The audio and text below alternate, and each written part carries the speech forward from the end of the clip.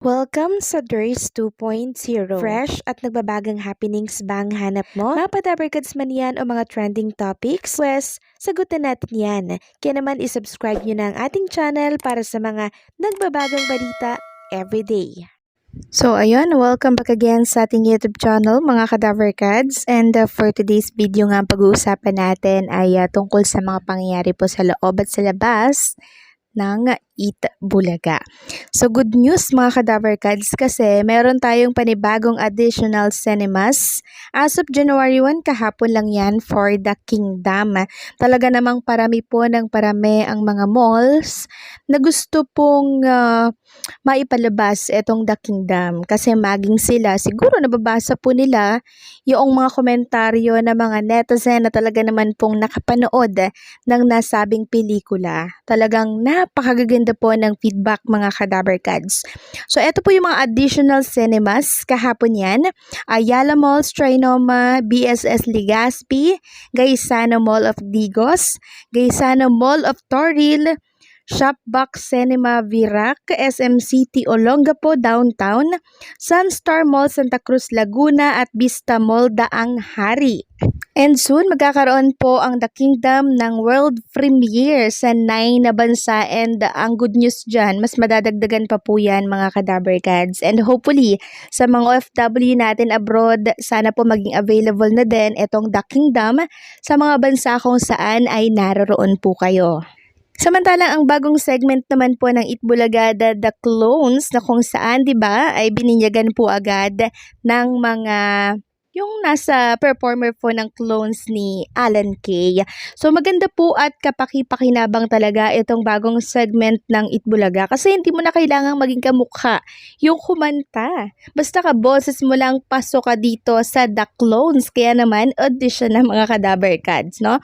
Sabi nga dito, audition na. May kaboses na singer, local or international artist, male, female, or LGBTQ+, wala po yung kaso. Pasok kayo dito mga Kadaverkads. Mag-audition sa Itbulaga Studio for Wednesday to Friday yan, 3 to 7 p.m. TV5 Media Center Reliance, Street Mandaluyong City. So eto po yung pinag-uusapan ngayon and talaga naman pong kahapon lamang yan, di ba? Pero naibalita na po agad ng News 5 and umani agad ito ng magandang feedback kasi gusto po talagang ipakita ng Itbulaga yung talento ng Pilipino na dapat nating ipagmalaki sa buong bansa, no? And sa iba't ibang bansa kasi itong Itbulaga po pwede itong maging daan talaga para sumikat, makilala ka kung may talent ka, 'di ba? Ipakita mo 'yan, i-showcase mo 'yan sa buong bansa nang sa ganun, 'di ba? Makilala tayo and syempre mas lalong mapagyaman yung talent na meron tayo. And hindi lang po 'yan mga Kadaverkads ang aabangan po ninyong segment dahil meron pa po silang mga binubuo na segment na tsak ay magugustuhan ng mga Daverkads natin at ng mga casual netizen.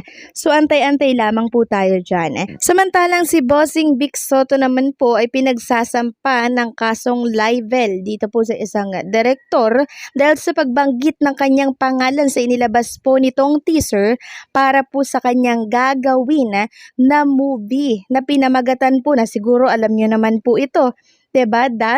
O Pepsi Paloma. So tapos na po ang kasong ito. Tapos na po ang case na to pero parang tila baga ay binubuhay muli sa publiko. So narito nga po ang post ng Kapatid Insider tungkol dito sa ating balita. Sabi dito, controversial film director Daryl Yap has released the teaser for his new film, O Pepsi Paloma. The movie, which stars former Kapamilya child star and now 19 years old actress Red Bustamante, will play the 80s sexy star who, according to rumors, was gang raped by Itbulaga TV5 host Vic Soto, Joe De Leon, and the late comedian Richie De Horsey. In the 26-second teaser posted in Yap's Facebook page, Bustamante and veteran actress Gina Alahar, who plays award-winning actress Charito Solis is having a argument and asked Pepsi if she was raped by Vic Soto. This line caused the irritation of some netizens and called Soto and his older brother, former Senate President Tito Soto, to file case against Yap, including libel and defamation. Yap said that he has no intention of discrediting the legacy of Tito Vic and Joey or TBJ, adding that he respect the trio. The said movie is expected to be released in cinemas this year. 2025. Pero ang tanong ay papayagan kaya ito ng MTRCB? So eto po yung pack na binigay ni Daryl Yap na dito iikot yung kwento po ng tungkol kay Pepsi Paloma. Sabi dito, number 1, ididiin mo ba ang TBJ? Kung ano lang daw yung nangyari, kung ano ang publish at with evidentiary support, yun lang daw po yung ipapakita sa pelikula. Hindi to tungkol sa TBJ ang pelikula, tungkol daw ito kay Pepsi. Number 2, rapist, diba inurong ni Pepsi ang kaso? Ako o ang prod ko ba ang nagsasabi na ang title ay TBJ? Kayo lang yan. Hindi tungkol sa TBJ ang pelikula, tungkol daw po kay Pepsi. Number 3, lalabas po ba ang karakter ng TBJ sa pelikula? Oo daw, pero hindi tungkol sa TBJ ang pelikula, tungkol daw ito kay Pepsi. So yun po ang nilinaw ni Daryl Yap tungkol kay Pepsi Paloma. Iikot ang kwento ng ilalabas na pelikula nitong si Daryl Yap. So wala naman po pala tayong dapat ikabahala mga Kadaber Kads, no? Dahil ang ilalabas lamang pala nitong si Daryl Yap ay kung ano lang yung na-publish, kung ano lang po yung talagang nangyari. Hindi po siya mag-over dito. No, yung mga hindi po napapublish na magdadagdag, magbabawas kung ano yung alam niya at kung ano yung mga nababalitaan niya. Hindi po. Kung ano lang yung napublish, hanggang doon lang po siya. Kasi alam niya po ang kakaharapin niya pag nangyari yun. Pag nag-over po siya dito at nagdagdag siya ng mga hindi naman po na-publish. And eto nga po yung plot twist na inaasahan po ng ilang netizen. And nakomento na nila ito sa post ni Daryl Yap. Sabi dito ng isang netizen, may clarification to sa ending na walang kasalanan ng akusado. Piling ko lang.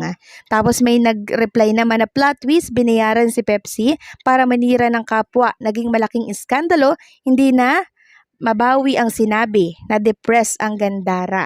Eto pa yung isang komento. Sana mabigyan ng hustisya to. Sana sa movie na to maipalabas ang totoo para na din sa ikakatahimik ni Pepsi at ng TBJ. Deserve din ng TBJ na linisin name nila at deserve nila ng katahimikan regarding sa issue na to. Good job, Direk. Sana isa tong mulat na katotohanan para na din matuldukan na ang issue noon pa man. Panoorin ko talaga to. So sana nga po ganito yung ending mga Kadaber Kads. Matuldukan at mabigyang linaw ang tungkol po sa mga issue na pinupukol sa Tito Vic and Joey nang sa ganon ay hindi na muli itong pag-usapan. So kung ganito ang ending, edi mas maganda po and siguro papayagan ito ng MTRCB.